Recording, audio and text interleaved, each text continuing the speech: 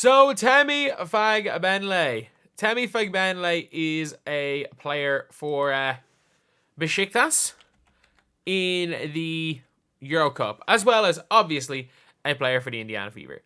She is someone that is almost certainly going to be back to Indiana. I would be shocked. She was a starter by the end of the playoffs. I would be absolutely shocked if she ends up being not like a good player for Besiktas and a good player for Indiana next season, an important part of their team because she runs. And then when it comes to like Besiktas as well this year, they're a really strong team. They're a super strong team. And yeah, so let's take a look here anyway at her first game. So her first game, she had 17 points, 14 boards, and 3 blocks playing against Besiktas. And like Besiktas are the reigning de facto Euro Cup champions. Like, did they win the Euro Cup? No. London Lions won in a...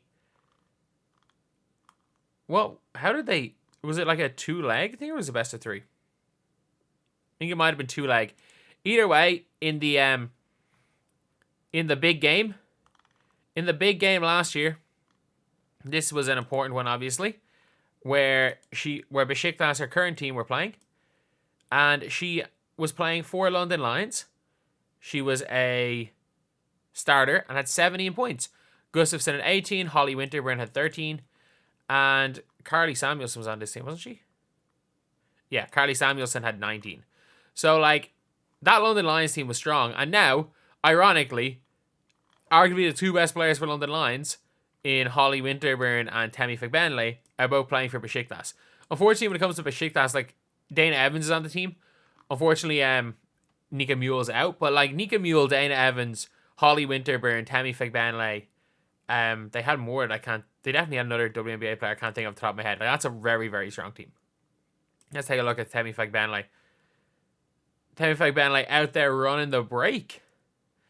She's out there doing exactly what she was doing in Indiana, running. But you can see here, like, these are the type of moves where it's like, yeah, she's not coming up against defenses quite as strong, or like defenses not as strong as the WNBA.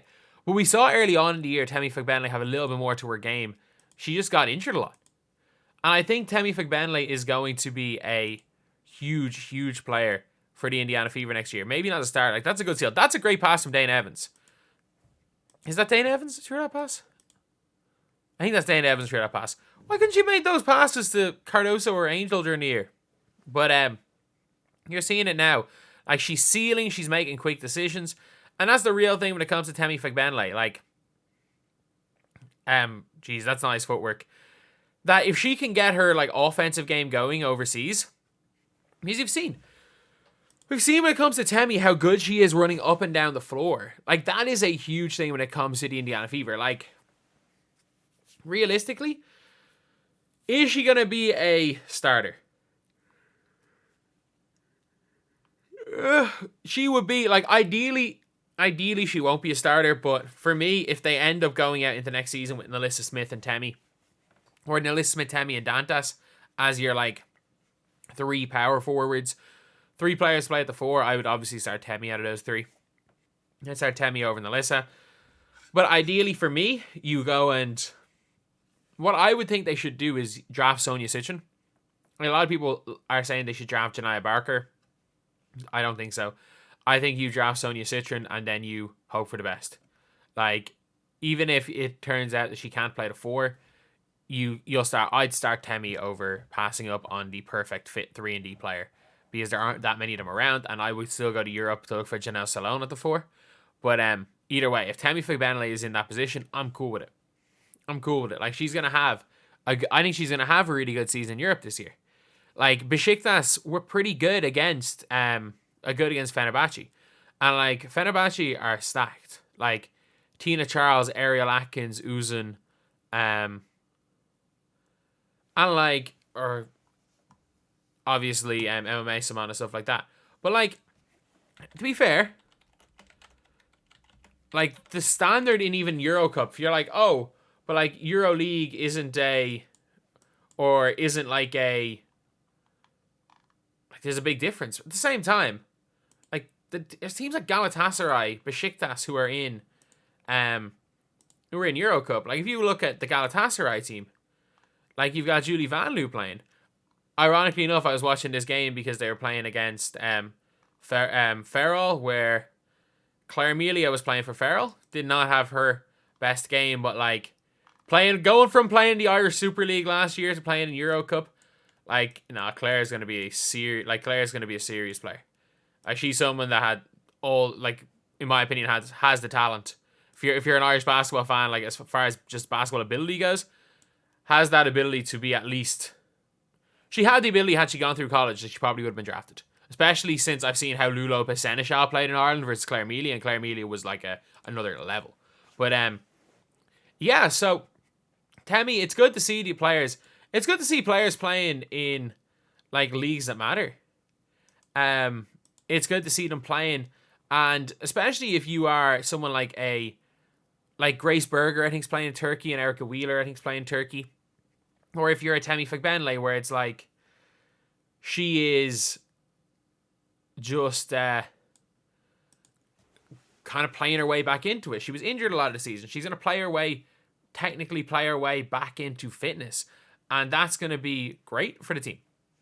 It's going to be great for the team seeing Temi Fagbenle just back on the court, back to her sharpness. Because if Temi Fagbenle gets back to the way she was to start this season, and like I know Temi's not young, but like she's not. She's 32.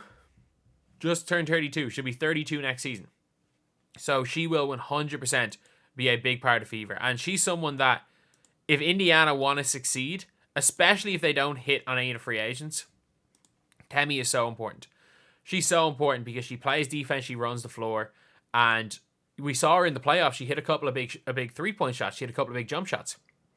Like, that's going to come back. And her ability to make layups is going to come back. She's not going to have like that hand injury, which she was struggling to make layups with during the year. So for Fever fans, this is a positive. It's going to be a positive seeing her be one of the main options for a pretty decent team over in Europe. And that's going to help her out big time. Touch wood, that no injuries. Just touch wood, there's no injuries because you just never know what's going to happen.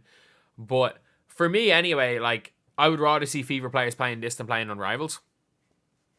Just because, like, it all depends on the players. Like, if it's someone like a Caitlin Clark, it's one thing when she played a whole bunch of minutes, but with players that play limited minutes, I'd rather see them be stars at a little bit of a lower level and then come back. Anyway, yeah, that is the video. Thank you guys for watching. Please like, comment, and subscribe.